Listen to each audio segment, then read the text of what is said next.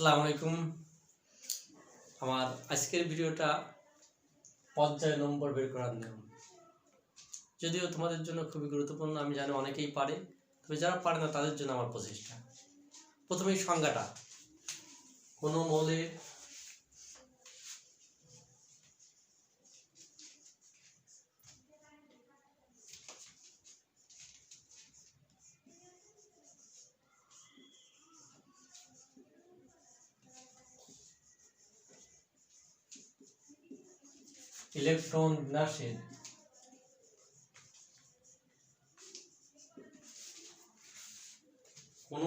Electron বিন্যাসের সবচেয়ে বাইরের প্রধান শক্তি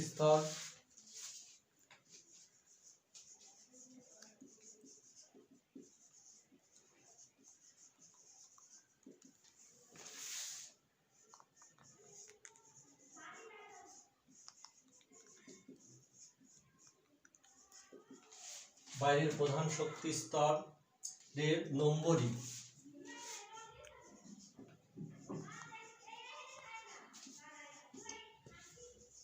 ওই মৌলের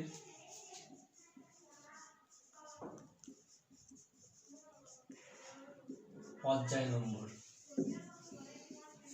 আমি আবার বলছি, কোনো মৌলের ইলেকট্রন বিন্যাসের সবচেয়ে বাইরের প্রধান শক্তি স্তরের নম্বরই ওই মৌলের পর্যায় নম্বর। তোমরা জানো প্রধান শক্তি স্তর এটাকে KLMN এ দ্বারা প্রকাশ করা হয়, আর স্থির যে শক্তি স্তর এটাকে N দ্বারা প্রকাশ করা হয়। এটা আর KLMN এটা প্রকাশ করা হয় যদি n এর মান যখন 1 হবে তখন K, n এর মান 2 হলে L, আর n এর মান 3 হলে M, n এর মান 4 হলে N। এখন কোনো মৌলের ইলেকট্রন বিন্যাসের সবচেয়ে বাইরের প্রধান শক্তি স্তর এর নম্বরই ওই মৌলের পর্যায় নম্বর। যেমন মনে করো, আমি যদি কার্বনের কথা বলি, কার্বনের কত আসবে যে SP, তাহলে এখানে S2 এখানে কত আসবে 2, এখানে 2 2 4 আর 2 6, তাহলে এখানে পর্যায় নম্বরটা কত হবে 2 হবে।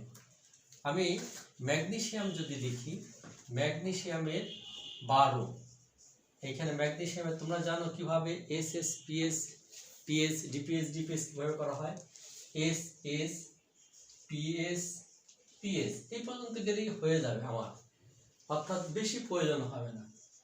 SS PS PS DPS DPS FDPS FDPS এরকম ভাবে সাধারণত ইলেকট্রন বিন্যাস তোমরা এটা জানো। এখন প্রথমে 1 2 3 4, এইখানে প্রথমে 2 থেকে শুরু 2। এখন সবচেয়ে বাইরের যে স্তর আছে এটাকে যদি আমরা সাজাই 1 2 6 10টা, সরি এখানে 2 10, এইখানে 11 12, আমার এটা প্রয়োজন নেই। দেখো খুব সহজেই আসবে।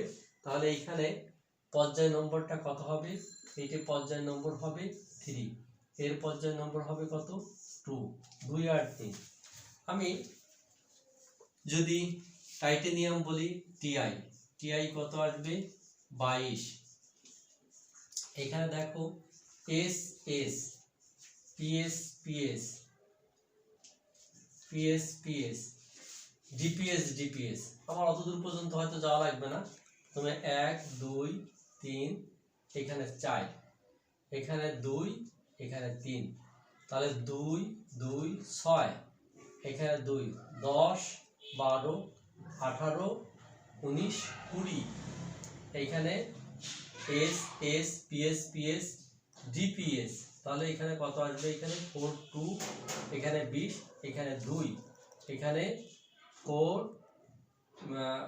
SS PS PS DPS, এখানে 4, অর্থাৎ 4 এ আসবে কত 4, এটা আসবে এখানে 4 এ আসবে, সরি আমি এখানে ভুল দিলাম, এখানে 3 হবে 3, যেহেতু 3 B থেকে শুরু, এখানে 2, তাহলে এখানে সর্বশেষ প্রধান শক্তি আছে 4, 4 এর বেশি নাই, তাহলে এখানে পর্যায় কত আসবে 4 হবে। অর্থাৎ এটা যদি আমি সাজাই, এখানে তোমাদের একটা কথা বলে রাখি, এটা যদি সাজাই তাহলে এরকম ভাবে তুমি লিখতে পারো, প্রধান কক্ষপথ অনুসারে এরকম ভাবে লেখা যায় 3s 3p6, এখানে 3d 2, এখানে 4s2। প্রধান অর্থাৎ পর্যায় নম্বর হবে তাহলে কত 4। আর শক্তি অনুসারে এরকম ইলেকট্রন প্রবেশ করবে, তোমরা এটা জানো। অর্থাৎ নির্মল থেকে উদ্ধ শক্তির দিকে ইলেকট্রনগুলো প্রবেশ করে।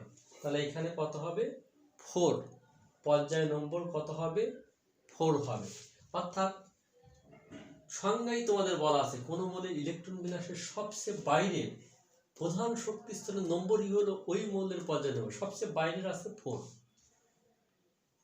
আমি যদি এখানে কপারের কথা বলি, কপার কত তোমরা জানো, কপার 29। তাহলে এখানে দেখো S S PS PS DPS DPS DPS, এতদূর পর্যন্ত আমার যাওয়ার প্রয়োজন নাই। তোমরা জানো এস যেহেতু 1 থেকে শুরু, 1 2 3, এখানে 4, এখানে আমি 5 দিলাম, আমার অত পর্যন্ত যাওয়ার প্রয়োজন নাই।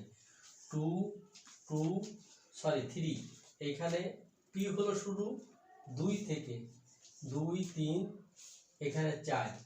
তাহলে এখানে প্রথমে 2, তোমরা জানো এস এর 2টি, পির 6টি, ডির 10 এবং এফের 14টি ইলেকট্রন থাকে।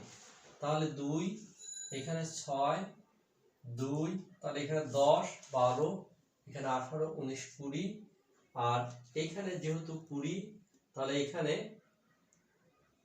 3, এইখানে 3, এটা আমার প্রয়োজন হবে না। তাহলে কত হবে, এইখানে ডি আসবে, এখানে 10, এইখানে আসবে 1। তাহলে এখানে শক্তি স্তর কোনটা, মৌলের পর্যায় নম্বর কত হবে, সর্বশেষ শক্তি প্রধান 4, তাহলে সর্বশেষ নম্বর হবে হলো, অর্থাৎ শক্তি স্তরের নম্বরই প্রধান শক্তি স্তরের নম্বর। এটা কিন্তু শক্তি স্তর 4, 3 না, এখানে শক্তি 1 2 3 4, প্রধান শক্তি স্তর এখানে কত হবে 4 হবে। তাহলে হ্যাঁ, তোমার সংজ্ঞা অনুসারে কোন মৌলের ইলেকট্রন বিন্যাসের সবচেয়ে বাইরের প্রধান শক্তি স্তরের নম্বরই ওই মৌলের পর্যায় নম্বর। তাহলে পর্যায় নম্বর এটা কত 2 3 4 4, প্রধান শক্তি স্তরের নম্বর। এটা যদি তুমি সাজাও, তুমি এরকম ভাবে লিখতে পারো s2 2s2 2p6 3s2 3p6 3d10 আর 4s1। কিন্তু ইলেকট্রন কিন্তু নির্মল থেকে উদ্ধ শক্তির দিকে প্রবেশ করবে, সেই জন্য তোমার এটাই অ্যাপ্রোপ্রিয়েট। ঠিক আছে, যাই হোক, আমার মনে হয় তোমরা বুঝতে পারছো। আজ এই পর্যন্তই। আল্লাহ হাফেজ।